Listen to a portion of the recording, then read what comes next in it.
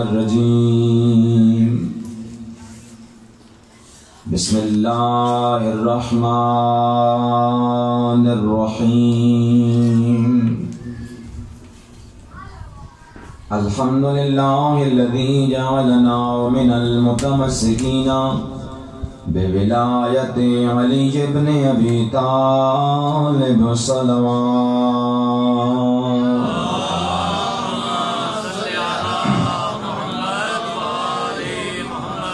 الحمدللہ الذی جعلنا من الباکین علی الحسین الغریب الحمدللہ رب العالمین والصلاة والسلام علی اشرف الانبیاء والمرسلین الصلوات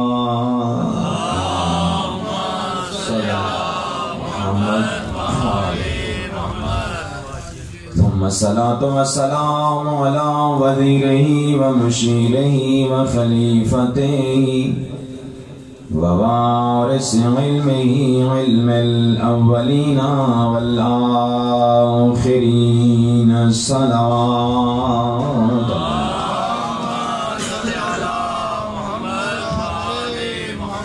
ثم الصلاة والسلام على التي صديقة بالأقوال التي طاهرة بالأفعال الراحة روح المصطفى وزوجة علي المرتضى عظمة زهراء بلند الصلوات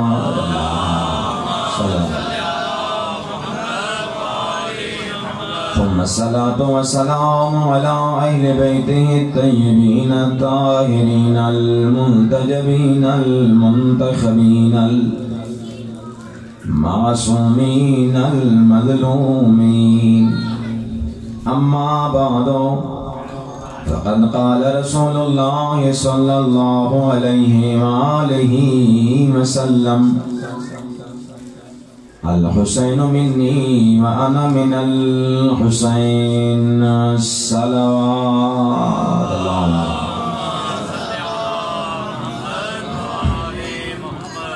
تمام تعریفیں اس اللہ کے لیے جو لائق تعریف ہے محتاج تعریف نہیں حمد ہے اس محمود کے لیے جو لائق حمد ہے محتاج حمد نہیں وہ معبود برحق کائنات کا ذرہ ذرہ جس کی عبادت کرتا ہے وہ لائق عبادت ہے محتاج عبادت نہیں وہ خالق ہماری ناقص عبادت کا کیسے محتاج ہو سکتا ہے ہم ناز کرتے ہیں نا کہ ہم نمازیں پڑھتے ہیں ہم مسجد جاتے ہیں ہم عبادت کرتے ہیں اگر ہم نہ کرتے تو اللہ کو کون جھکتا تو اللہ کی عجب نہیں آواز آئے جس خالق کے سامنے رسول جھکتا ہو اور جس خالق کے سامنے بطول سجدہ ریز ہوں جس اللہ کے سامنے علی ضرب کھائیں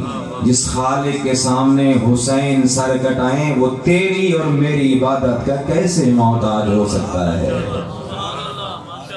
وہ لائق سجدہ ہے محتاج سجدہ نہیں وہ لائق عبادت ہے محتاج عبادت نہیں جس خالق کے سامنے بطول سجدہ ریز ہوں جس اللہ کے سامنے علی ضرب کھائیں جس خالق کے سامنے 72 لاشوں کے درمیان حسین سر کٹائیں وہ خالق ہماری اس ناقص عبادت کا کیسے محتاج ہے وہ لائق عبادت ہے محتاج عبادت نہیں اگر یہی ایمان ہے تو بلندتر صلوات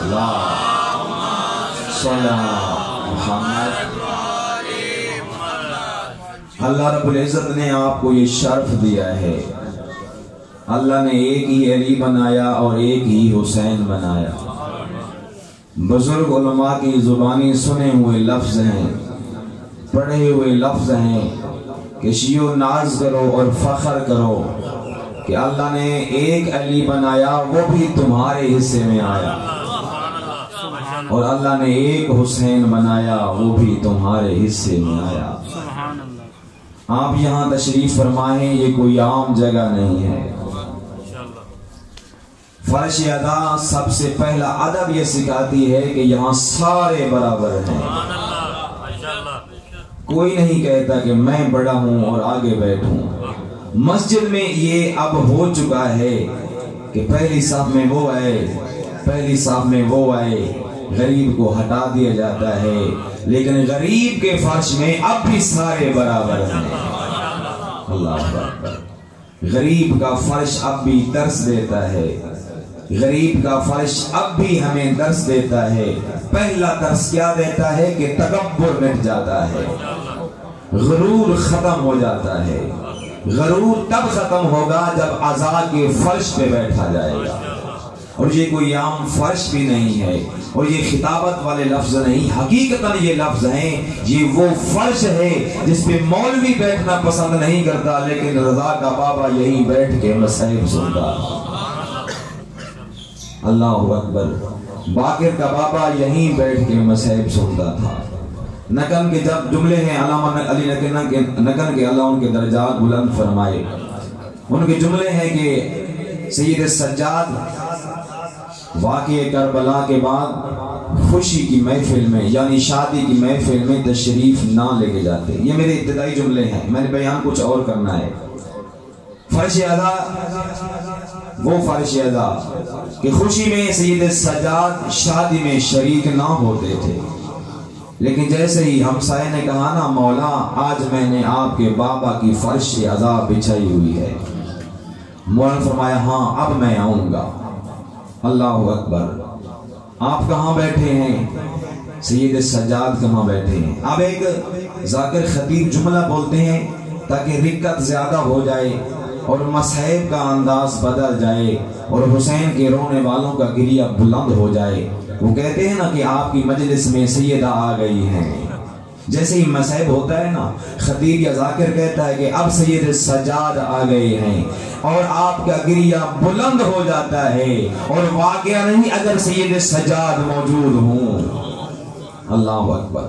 فرش ادا پہ گئے سید سجاد، اللہ اکبر، خود عینی شاہد کربلا کے ایک ایک جملے کا، ایک ایک جگہ کا عینی شاہد۔ مولا کو بٹھایا صدر محفل میں، فرش ادا کے صدر میں بٹھایا، آگے آگے بٹھایا۔ خطیب نے، ذاکر نے، شاعر نے، اس دور شاعر کے انداز میں مرثیے پڑھے جاتے تھے، انہوں نے مرثیہ امام حسین پڑھا، لوگوں کا گریہ بلند ہوا۔ یہ فرش کی عظمت ہے، لوگوں کا گریہ بلند ہوا۔ جیسے ہی گریہ بلند ہوا لوگ ایک دوسرے سے غافل ہو گئے، لیکن جیسے ہی مجلس کا مرثیہ ختم ہوا، سید سجاد کو جہاں بٹھایا تھا وہاں موجود نہ تھے۔ میرے پاس ثبوت موجود ہے، سید سجاد صدر محفل میں موجود نہ تھے۔ جیسے ہی دیکھا کہ کہاں ہے سجاد، وہاں دیکھا جہاں عزاداروں کے جوتے پڑے تھے۔ اللہ اکبر۔ سید سجاد سے پوچھا مولا آپ یہاں کیوں آ گئے ہیں؟ کہا آپ کو پتہ نہیں یہاں کون کون آ گیا ہے، میری جگہ یہی ہے۔ اللہ رب العزت آپ کا اس جگہ پہ لے آنا اپنی بارگاہ میں منظور و مقبول فرمائے۔ اپنے اپنے مرحومین کی بخشش کے لیے اور فرش ادا کی قبولیت کے لیے بلندتر صلوات محمد۔ اللہ رب العزت نے شیعوں کو دو نعمتیں عطا فرمائی۔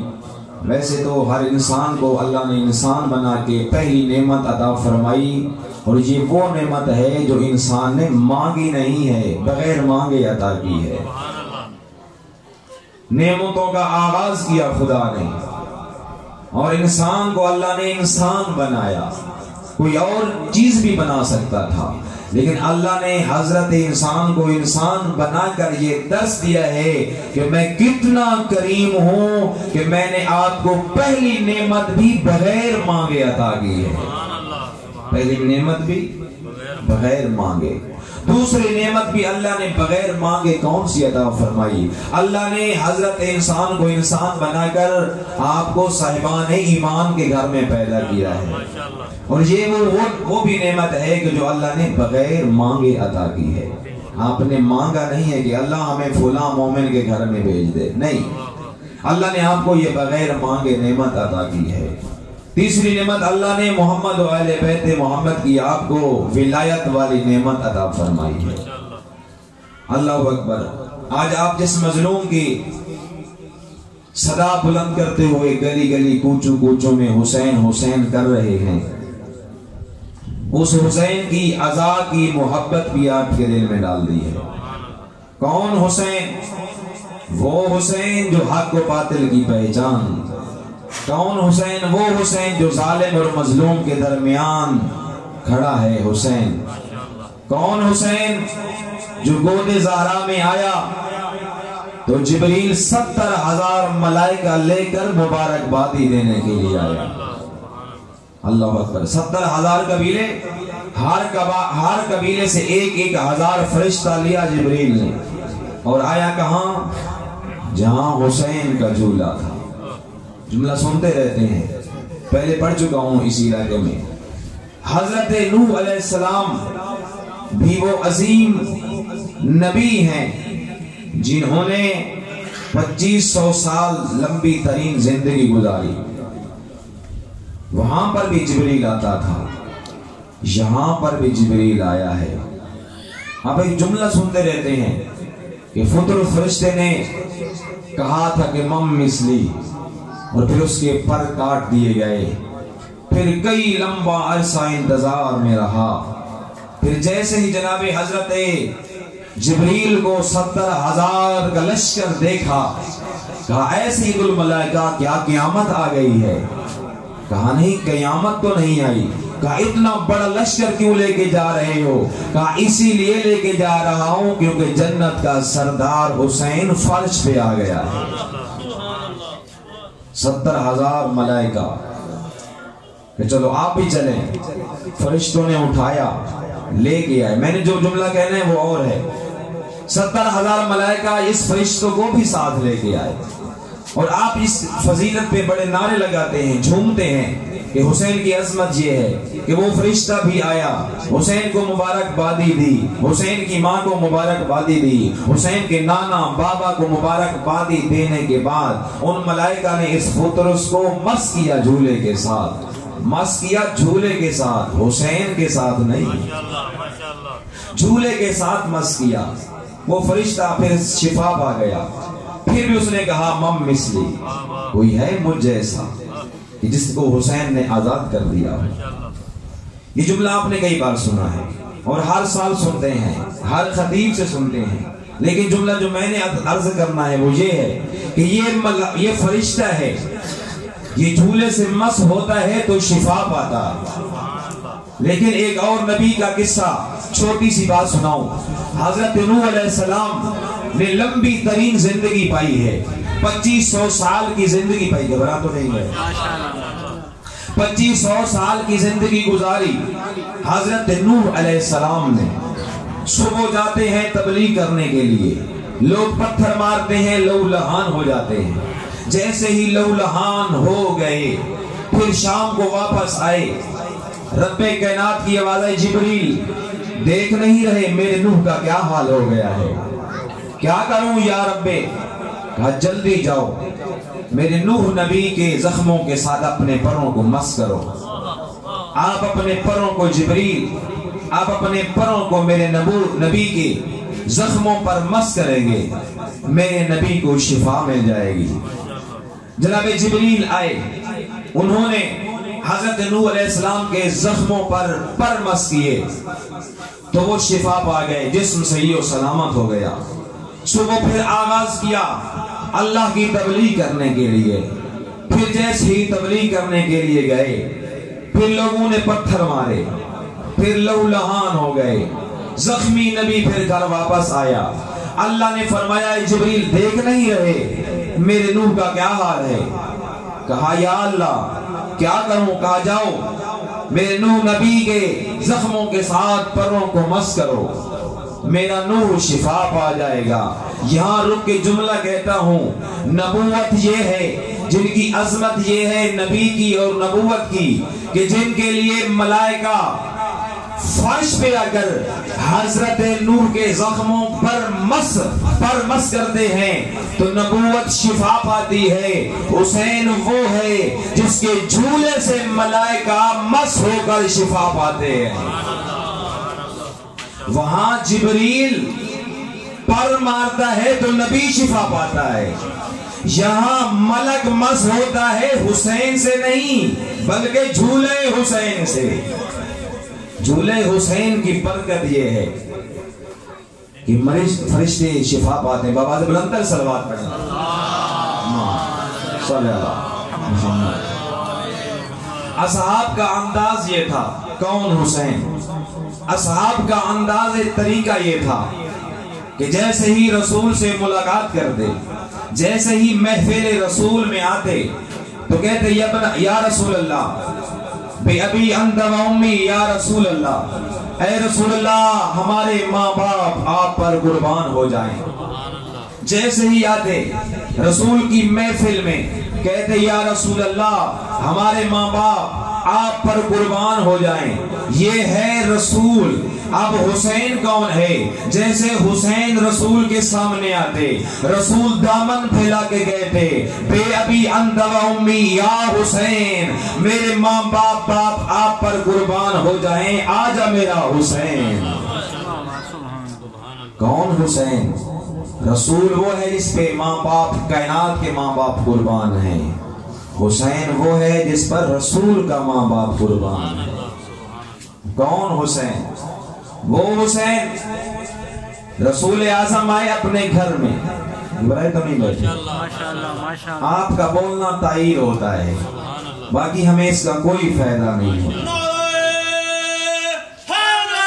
یہ عالیہ جیسے ہی لسٹ بنتی ہے کہ عزائے فرش ادا میں اور ذکر اہل بیت میں مومنین بیٹھے تھے، کس کس نے تائید فرمائی تھی، اس میں آپ کا نام بھی آ جائے گا، ہماری حوصلہ افزائی بھی ہو جائے گی۔ لہذا بلندر صلوات پڑھیں،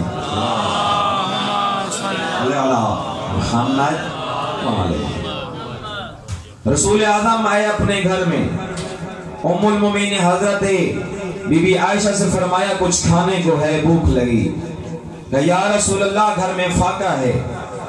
تھوڑی دیر کے بعد رسول نے اپنی ابا اٹھائی اور اپنے گھر سے نکلنے کا ارادہ کیا۔ بی بی نے پوچھا یا رسول اللہ کہاں جانے کا ارادہ ہے؟ کہا میں حسن و حسین کے گھر جا رہا ہوں، میں زہرا کے گھر جا رہا ہوں، تو وہاں کیا کرو گے؟ کہا میں حسن و حسین کا بوسہ لوں گا، میری بھوک ختم ہو جائے گی۔ حسن و حسین کا بوسہ لوں گا، میری بھوک ختم ہو جائے گی۔ کون حسین؟ وہ حسین۔ اور کون حسن جس کے بارے میں رسول اعظم نے فرمایا الحسن والحسین سیدہ الشباب اہل الجنہ، حسن و حسین وہ ہیں جو جوانان جنت کے سردار ہیں۔ الحسن والحسین امامان قاداہما او کاماہما، یہ دونوں امام ہیں، چاہے قیام کریں چاہے خاموش ہو جائیں، دونوں امام ہیں۔ یہ ایک تہمت لگائی جاتی ہے، ایک غلیظ بکواس کی جاتی ہے کہ امام حسن مجتبی تو امن کے شہزادے تھے اور نعوذ باللہ امام حسین ضدی تھے، اور بدبختو رسول نے پہلے بتایا تھا کہ یہ دونوں امام ہیں، چاہے دونوں قیام کریں چاہے دونوں خاموش ہو جائیں۔ یہ حالات کے تبدیل ہونے کی وجہ سے فیصلہ تبدیل ہوا۔ اگر حسن مجتبی حسین کی جگہ پہ ہوتے تو وہ حسن مجتبی بھی قیام کرتے، اور حسن کی جگہ پہ حسین ہوتے تو حسین بھی خاموش ہو جاتے اور سلو کر لیتے۔ اللہ اکبر۔ کون حسین؟ وہ حسین جس کے بارے میں، جس کی ماں کے بارے میں فرمایا، میں نے خطبے میں جو دو لفظ کیے ان کا ترجمہ کرنا چاہتا ہوں، شاید آپ کے لیے نئے ہوں گے۔ التی صدیقۃ بالاقوال، حسین کی ماں کا نام صدیقہ ہے۔ ہم جسے صدیقہ کہیں وہ اور ہوتی ہے، جسے رسول صدیقہ کہے وہ اور ہوتی ہے۔ سبحان اللہ۔ رسول کی شہزادی حسنین کی ماں التی صدیقۃ بالاقوال، سیدہ وہ ہیں جو سچ بولتی ہیں۔ یہ ترجمہ نامکمل ہے۔ سیدہ وہ ہیں جو سچ بولتے ہیں. یہ ترجمہ نامکمل ہے. ہم جب بولتے ہیں تو بولنے کے بعد حکم لگتا ہے کہ سچ بولا ہے یا نہیں. جب ہم بولتے ہیں بولنے کے بعد حکم لگتا ہے کیا ہم نے سچ بولا ہے یا نہیں. یہ اگر ہم سیدہ کے ساتھ بھی ایسا کریں تو یہ انصاف نہیں ہوگا. سیدہ بولتی ہیں سچ بولتی ہیں نہیں. ترجمہ یہ نامکمل ہے کہ سیدہ سچ بولتی ہیں. پھر ترجمہ مکمل کیا ہے التی صدیقۃ بالاقوال. سیدہ وہ ہیں جو بولتی ہیں وہ سچ ہوتا ہے. جو بولتی ہیں وہ سچ ہوتا ہے.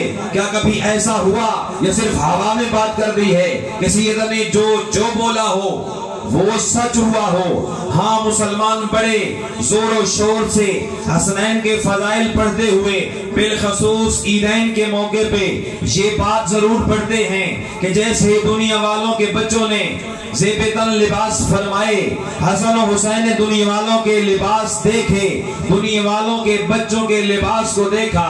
حسن و حسین اپنی ماں کے حجرے میں تشریف لائے اور کہا ماں دنیا والوں کی اولادوں نے تو دنیا کے خوبصورت لباس پہن لیے ہیں لیکن تیرے فرزند تیرے شہزادوں کا لباس نہیں ہے. تو سیدہ نے فرمایا تھا تمہارا لباس درزی کے پاس ہے، تمہارا لباس درزی کے پاس ہے. میرا سوال یہ ہے تمام مسلمان متفق ہو کے بتائیں کیا سیدہ نے بازار سے لباس خریدا تھا؟ سیدہ نے نہ لباس بازار سے خریدا تھا نہ درزی کو دیا تھا. اب کیا ہوا؟ جیسے سیدہ نے فرمایا کہ حسن و حسین تمہارا لباس درزی کے پاس ہے، ادھر اللہ رب العزت کی آواز آئی اے جبریل جا کے رضوان جنت سے کہہ دے 2 لباس اٹھائے اور سیدہ کے دروازے پہ جائے اور یاد رکھے رضوان جنت بن کر نہیں جانا، وہاں یہ کہنا ہے انا خیاط الحسنین، حسنین کا درزی آ گیا ہے. حسنین کا درزی آ گیا ہے. التی صدیقۃ بالاقوال. سیدہ جو کہتی ہیں وہ سچ ہوتا ہے، جو بولتی ہیں وہ سچ ہوتا ہے. جملہ اگلا ہے التی طاہرۃ بالافعال. سیدہ وہ ہیں جو پاک ہیں. یہ ترجمہ نامکمل ہے، ناقص ہے. پھر ترجمہ مکمل کیا ہے التی طاہرۃ بالافعال. زہرا وہ ہیں جو کرتی ہیں وہ پاک ہوتا ہے.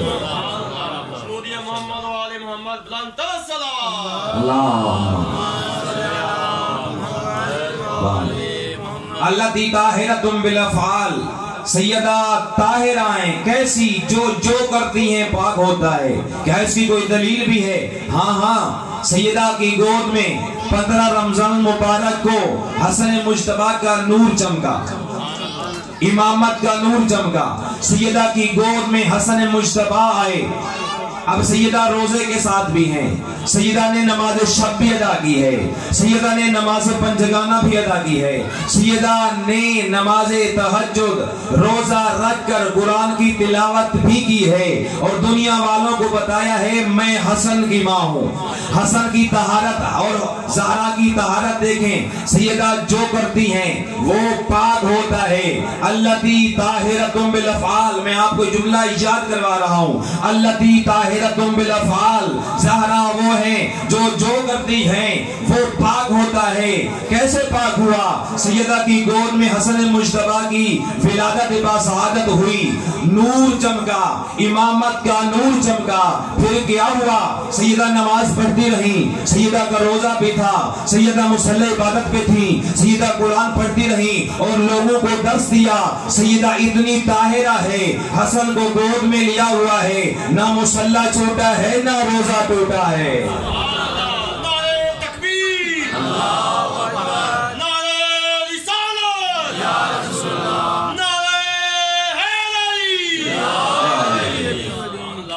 سیدہ طاہرہ ہیں التی طاہرۃ بالافعال. زہرا وہ ہے جو کرتی ہے وہ پاک ہوتا ہے. اللہ اکبر. رسول خدا زہرا کے دروازے پہ آئے. سیدہ کو گھبراتے ہوئے پریشان ہوتے دیکھا. فرمایا بیٹا پریشان کیوں ہیں؟ کہا بابا کافی دیر ہو گئی حسن و حسین گھر نہیں آئے. رسول نے ہاتھ بلند فرمایا اور فرمایا بیٹا پریشان نہ ہو، حسن حسین جہاں ہوں گے اللہ کی امان میں ہوں گے، جہاں بھی ہوں گے اللہ کی امان میں ہوں گے. رسول خدا چلے حسن اور حسین کو ڈھونڈنے کے لیے. جیسے رسول خدا چلے چند اصحاب بھی رسول کے ساتھ چلے.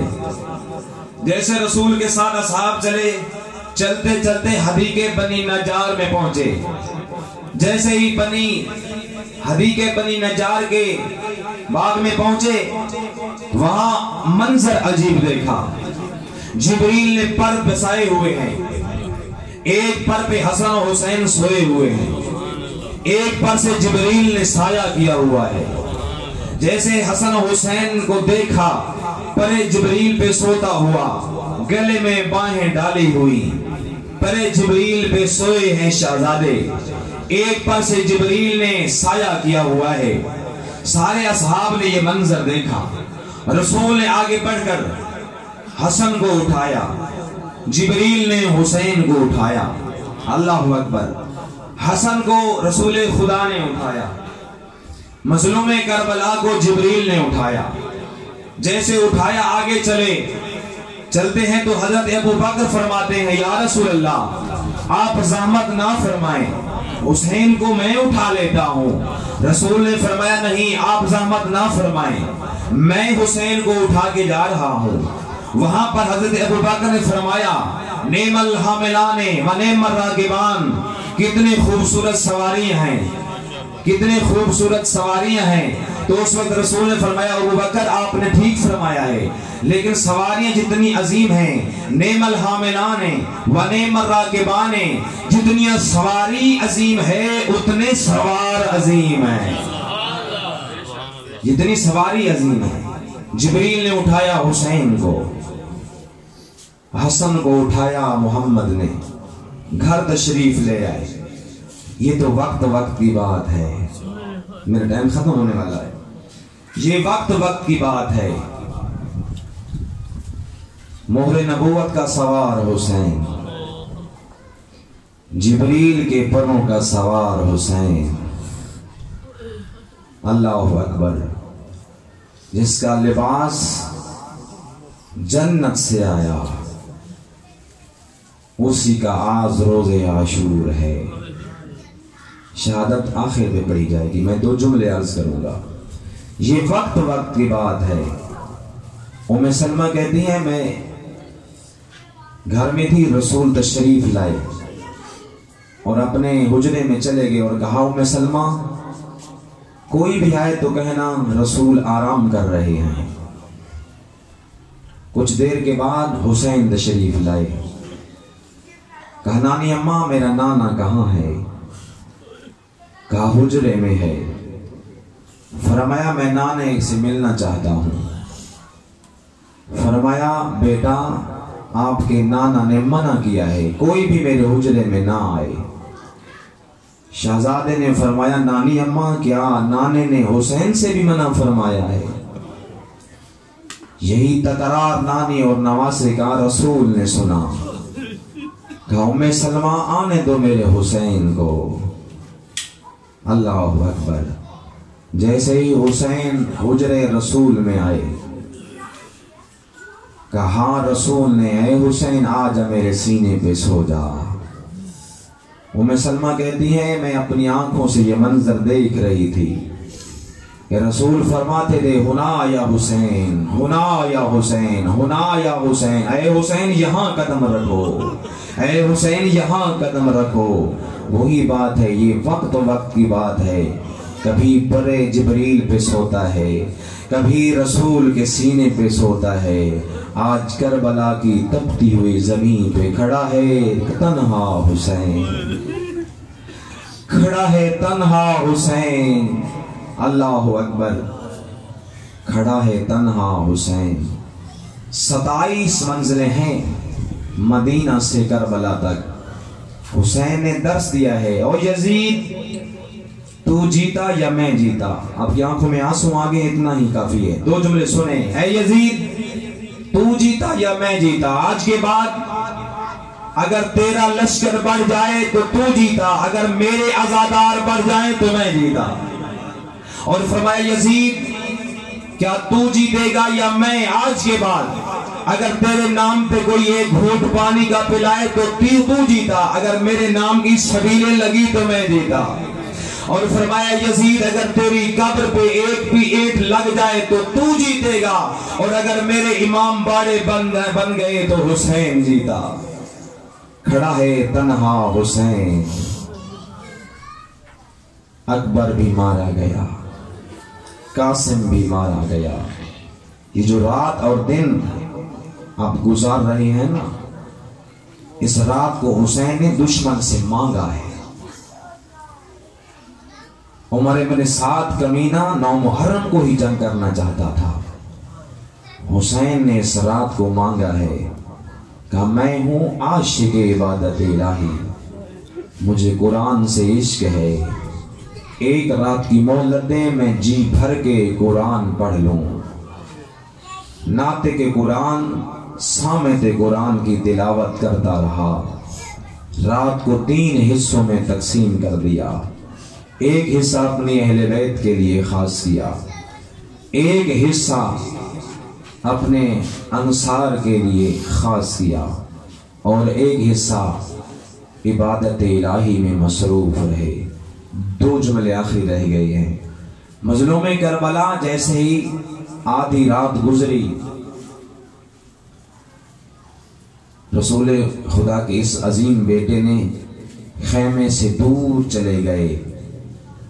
صحابی کہتا ہے میں نے حسین کو تنہا دیکھا، میں حسین کے ساتھ چلا گیا. میں ایک جگہ پہ پہنچا، وہاں حسین بیٹھے تھے. میں نے پوچھا مولا دشمن تیار بیٹھا ہے، اکیلے تنہا کیوں آئے ہیں اور رو کیوں رہے ہیں؟ مظلوم نے فرمایا اگر پوچھنا ہے نا میں رو کیوں رہا ہوں تو یہ دیکھ، یہ وہ جگہ ہے جہاں میری علی اکبر کو برچھی لگ جائے گی. جی بھر کو رویا حسین، چند قدم آگے چلا، وہاں بیٹھ کے رویا حسین. صحابی پوچھتا ہے یبن رسول اللہ یہاں کیوں بیٹھے ہیں؟ کہا یہ وہ جگہ ہے جہاں علی اصغر کو تیر لگے گا. رسول یہاں بھی رسول کا شہزادہ یہاں بھی رویا. چند قدم چلا اور پھر ایک جگہ پہ بیٹھ گیا، وہاں پہ بھی رویا حسین. صحابی پوچھتا ہے یبن رسول اللہ یہاں کیوں روتے ہیں؟ کہا یہاں اس لیے روتا ہوں، یہ وہ جگہ ہے جہاں عباس کے بازو قلم ہو جائیں گے. اللہ اکبر. پھر آگے چلے، حسین ایک جگہ پہ بیٹھے، وہاں پہ حسین روئے. صحابی پوچھتا ہے یبن رسول اللہ یہاں کیوں روتے ہو؟ کہا اس لیے روتا ہوں یہاں قاسم مارا جائے گا. اللہ اکبر. چند قدم آگے چلا حسین، اس جگہ پہ بیٹھ کے رو رہا ہے حسین، دھاڑے مار کے رو رہا ہے حسین. کہا مولا یہاں کیوں روتے ہو؟ کہا یہاں یہ وہ جگہ ہے جہاں میری لاش پہ گھوڑے دوڑ جائیں گے. یہاں یہ وہ جگہ ہے جہاں میری لاش پہ گھوڑے دوڑ جائیں گے. پھر میں لفظ بدلتا ہوں، مظلوم کربلا بتا رہے ہیں یہاں وہ جگہ ہے جہاں سگینہ کو تماچے لگیں گے. میں لفظ کو بدلتا ہوں، مظلوم کہہ رہے ہیں اور میرے عزاداروں یہ وہ جگہ ہے جہاں سگینہ کو شمر تماچے مارے گا. یہ وہ جگہ ہے جہاں مجھے ذبح کیا جائے گا. میرے سامنے 70 قدم پہ میری بہن زینب دیکھتی رہے گی. میں کہتا ہوں حسین یہ منظر عجیب ہے. آپ نے علی اکبر کا لاشا اٹھایا، آپ نے قاسم کا لاشا اٹھایا، آپ نے علی اصغر کو ہاتھوں پہ ذبح کروایا. یہ بھی منظر مشکل ہے، لیکن یہ جہاد اصغر ہے. جہاد اکبر کب شروع ہوگا؟ ہوگا، جہاد اکبر تب شروع ہوگا جب آپ کی لاش پہ گھوڑے دوڑ جائیں گے اور تنہا پن میں کھڑی ہوگی علی کی بیٹی، نظرت یمیناً و شمالا، کبھی دائیں دیکھتی ہوگی کبھی بائیں دیکھتی ہوگی اور کہتی ہے او بھیا عباس، جب مدینہ سے آپ نے مجھے سوار کروایا تھا وہاں تو بڑا منظر عجیب تھا، حسین میری تعظیم کے لیے کھڑے ہوئے تھے، اور حسنین اور محمد نے میری نالین سنبھالی تھی، اور علی اکبر نے مجھے سہارا دیا تھا، اور عباس نے مجھے سہارا دے کے سوار کروایا تھا، ہاشمی جوانوں نے جھرمٹ بنایا تھا، اللہ اکبر، اب میں تنہا کھڑی ہوں، مجھے سوار کرانے والا کوئی نہیں، اللہ اکبر، یہ کیسی مصیبت ہے، جہاد اکبر ہے علی اکبر کا لاشا اٹھانا، جہاد اصغر ہے جناب قاسم کا لاشا اٹھانا، جہاد اصغر ہے جناب عباس کے بازو اٹھانا، ہائے شام غریباں کو، زینب نے سجاد کو اٹھا کر کہا بھیا آپ نے قاسم کا لاشا اٹھایا، آپ نے علی اکبر کا لاشا اٹھایا، آپ سارا دن لاشیں اٹھاتے رہے، وہ آسان تھا، اور بطول زادی کے لیے سجاد کا لاشا اٹھانا مشکل ہے، کیوں؟ اس کی وجہ یہ ہے تو جنگجو بھی ہے، تو مرد بھی ہے، مرد کا میت اٹھائے آسان ہوتا ہے، اور میں بطول زادی ہو کر سجاد کو پشت پہ اٹھا کے آ رہی ہوں۔ لعنت اللہ علی القوم الظالمین وسیلم الذین ظلموا